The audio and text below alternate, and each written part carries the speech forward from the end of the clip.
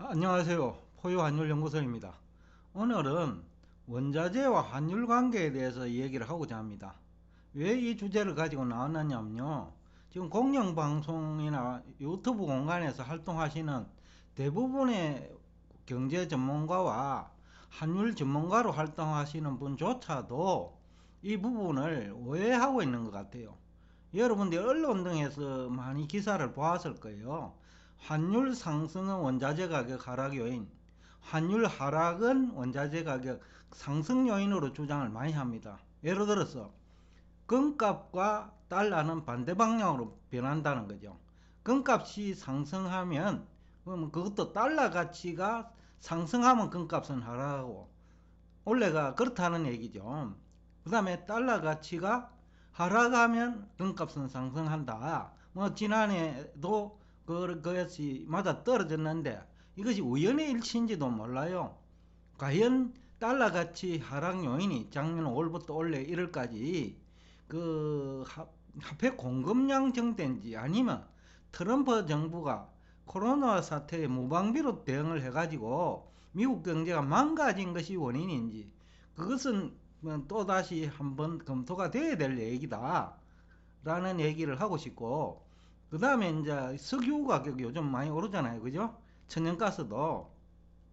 그러면 이것이 그 달러도 강세고 천연가스도 강세니까 그 이해가 안 된다라는 얘기를 하시는 분이 많아요. 경제 패널도 그렇고 경제신문 기자 출신도 그렇고 그런 얘기를 해요. 근데 이해를 돕기 위해서 우리 홈페이지에 있는 이 그림을 가지고 여러분들께 설명을 드리면 도움이 될 거예요. 우선 원자재 가격이 올랐잖아요. 그러면 다른 나라에서 원자재를 구입하려고 하면 돈이 더 들어가는 거예요. 원래 평균 원자재 가격이 한 4, 50% 올랐으니까 그러면 달러 자금이 4, 50%더 필요한 거예요. 그러면 달러에 대한 수요가 증가하죠. 각국에서. 특히 이제 달러 인덱스 국가인 일본이나 영국, 유로존, 뭐 다들 지금 천연가스 때문에 난리잖아요. 일본도 그렇고. 그러니까 그 더 많은 달러가 필요한 거예요. 그러니까 달러 강세 요인이죠.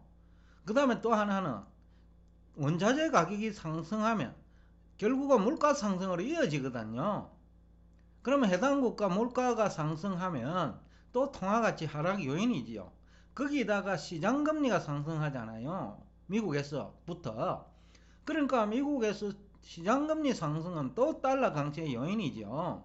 그 얘기는 여러분들이 많이 들어서 하실 거고 이뿐만이 아닙니다. 또 그 외환시장에서 외화부채가 많잖아요. 대부분의 국가에서. 그러면 더 많은 그 자국 통화가 그 달러로 환전하는 과정에 시중은행이나 중앙은행으로 흡수됩니다. 이 또한 자금시장 경색 현상을 초래한다는 측면에서 이 또한 달러 강세 요인이죠. 그리고 중국의 부동산 회사들 결국은 물가 오르니까 부동산 수요가 감소하는 거죠. 중국 내에서. 중국의 정책도 있지만은 또 물가가 중국도 많이 올랐거든요. 그런 것도 있고 또 원자재에 대한 수요가 증가하면서 또 달러 외채에 대한 또 그 사안 때문에 또 위안화 수요 증가, 위안화는 환전 과정에 또 결국 달러 수요 증가지거든요. 그러니까 여러 가지 형태로 지금 전 세계적으로 원자재가 달러에 미치는 영향이 굉장히 커졌다. 원래 같은 경우에는 또 주식시장을 보면 원자재 가격 상승을 주도하는 그 집단이 어디예요? 투자은행이에요. 그 원자재를 필요로 하는 그 기업도 있겠지만은 또 원자재 가격 투기 세력으로 등장하는 투자은행들이 또 원자재 가격 상승을 유도합니다. 그러면 전반적으로 미국 주가 상승 요인이잖아요. 투자은행들이 원자재 가격 상승을 유도했다면 돈을 많이 벌었으니까 그 기업에 대한 주식 투자 수요가 증가하잖아요. 한국에서도 미국에 많이 들어가 있잖아요. 포유 환율 연구소도 미국에 투자하라고 하는 대표적인 그 조직이고, 그러니까 결국은 주식 시장에서도 또 달러를 흡수하니까 세계 유동성을 이 또한 달러 강세 요인이라는 거죠. 그리고 미국 증시에 투자하는 기업이 아무래도 달러 인덱스 그 통화 사용 국가가 많습니다. 유로존, 일본, 그죠? 그 다음에 캐나다, 그리고 영국 등등. 그러니까 그쪽에서 달러 수요가 증가하는 거예요. 그래서 또 원자재 가격 상승이 결국 초래한 그 달러 강세 요인이라고 볼 수 있다는 거죠. 그 다음에 실물 쪽에서도 또 문제가 생깁니다. 미국은 뭐 실물 쪽에서도 그 원자재 관련 기업들, 그 다음에 은행도 그 영업 형태는 실물이거든요. 그 은행이 투자하고 이런 거는 금융이지만은 뭐 대출하고 이런 것은 어떻게 보면 실물과 연관된 그 영업이란 말이죠. 그런 측면에서 보면 이제 실물 쪽에서도 다른 나라는 원자재 가격이 상승하고 이러면 위축되잖아요. 그래서 우리나라는 이번에 연율로 뭐 3분기에 0.2% 성장했다 하거든요. 그럼 4를 곱하더라도 0.8인데 미국은 그래도 2% 성장했잖아요. 왜 우리나라 성장률이 절반도 안 되는 거예요? 그러니까 이 또한 원화가치 하락 요인이면서 중국도 마찬가지고요. 뭐 중국도 성장률이 뭐 4.9라고 하지만 다국적 기업이 창출한 GDP 빼버리고 나면 마이너스인지도 모른다는 거죠. 그 부동산 중심으로 성장하는 국가인데 부동산 회사들이 지금 망가지고 있잖아요.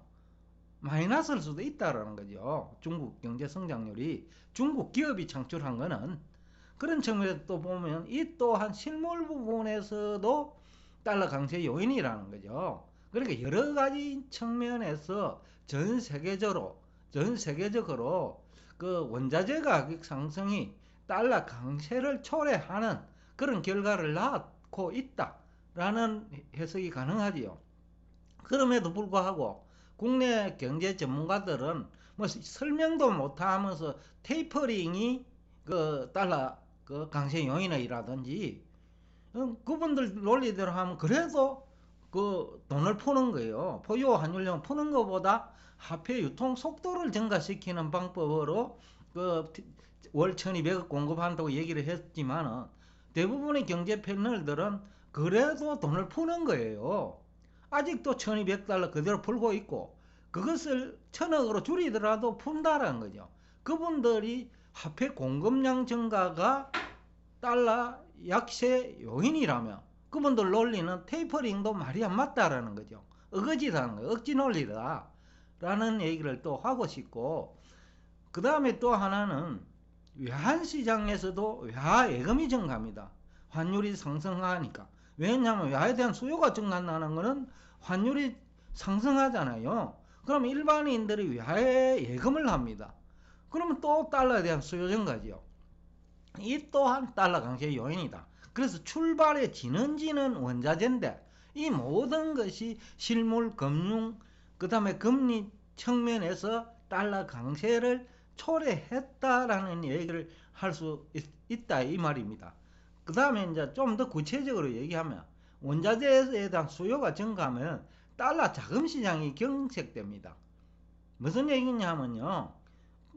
미국은 달러 공급량을 많이 했지만은 그만큼 달러는 그 국제사회에 유통이 안 된다는 거예요. 절반은 미국에서 유통되고 그 절반이 그 다른 밖에서 미국 밖에서 유통되는데 그 돈으로는 부족하다는 거죠. 원자재 거래 규모가 워낙 많기 때문에 투기성 달러 자금 수요도 있고 무역에 필요한 달러 자금 수요도 있고 그죠.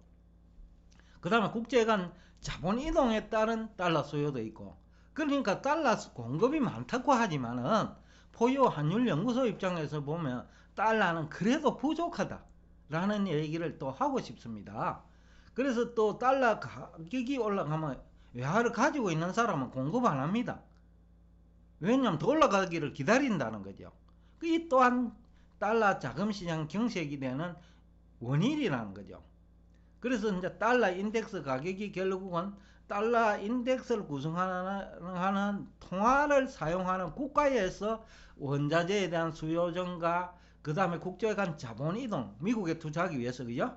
그러면서 달러에 대한 수요 증가 이런 것들이 종합적으로 그 작용해가지고 원래 미국 달러 가치가 3월 이후 큰 폭으로 상승한 이유 중에 하나라는 거죠. 왜냐하면 큰 폭이라는 표현을 썼는데 대부분의 국가가 금리가 1, 2%인데 환율이 한 3, 4% 오르면 그건 큰 폭이거든요.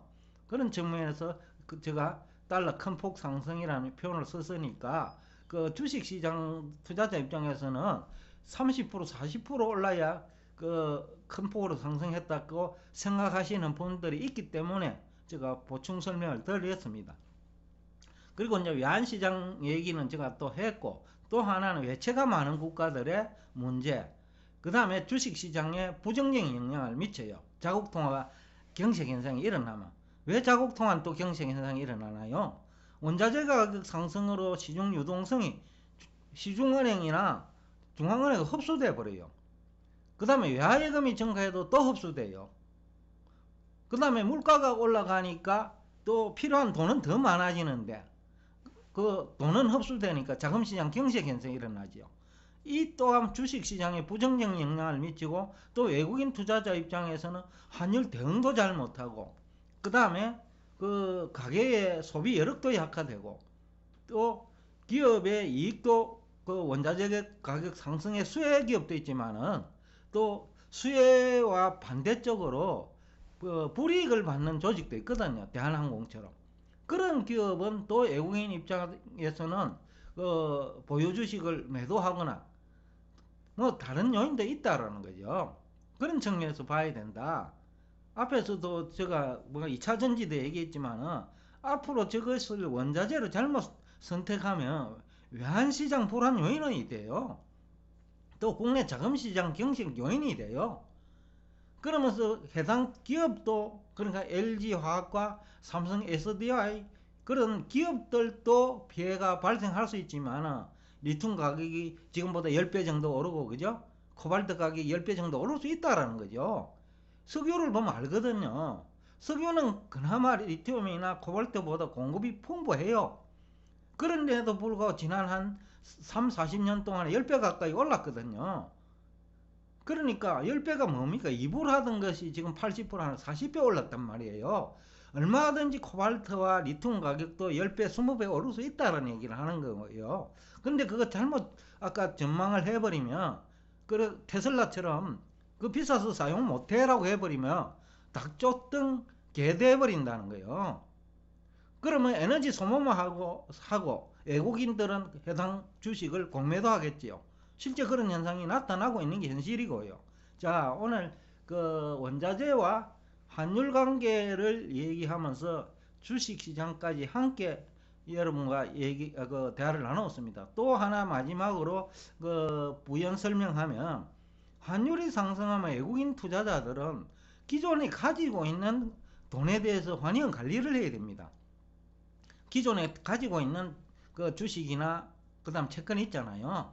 그 원화 표시로 가지고 있다면 왜냐하면 우리나라 돈은 원화로 환전해야 되니까 물론 통화 스왑을 체결해 가지고 위험 관리를 한 집단도 있겠지만 하지 않은 금액에 대해서는 또 환영 관리를 해야 돼요. 그러니까 외국인 투자자 입장에서는 또 우리 원화를 매수할 수밖에 없는 거죠. 그러니까 한국뿐만이 아니겠죠. 다른 나라에서도 동일한 그 액션을 취할 수 있다. 그런 측면에서도 한번 접근해 볼 필요가 있고 그 다음에 환율이 오르면 수출 주도형 산업 구조를 가진 국가에는 그 주가 하락 폭을 방어할 수 있는 효과도 있어요. 수출 비중이 높은 국가는 환율이 높은 수준이 좋거든요. 계속해서 올라가는 국면은 문제가 될 수 있지만은 어느 정도 올라간 상태에서 환율이 1200원 안팎에서 행보를 하면 수출 기업 입장에서 나쁜 거 없거든요. 그런 목적도 있다라는 거죠. 그러니까 정권 투자 유형 관리도 하고 환차익도 기대할 수 있고 그 다음에 주식 가격이 내리는 것을 막을 수도 있고 그러면서 계속해서 팔 수 있잖아요. 악재가 발생할 경우 그런 효과도 있다. 그런 측면에서 오늘 여러분과 대화를 나누었습니다. 오늘도 끝까지 경청해 주셔서 대단히 감사합니다.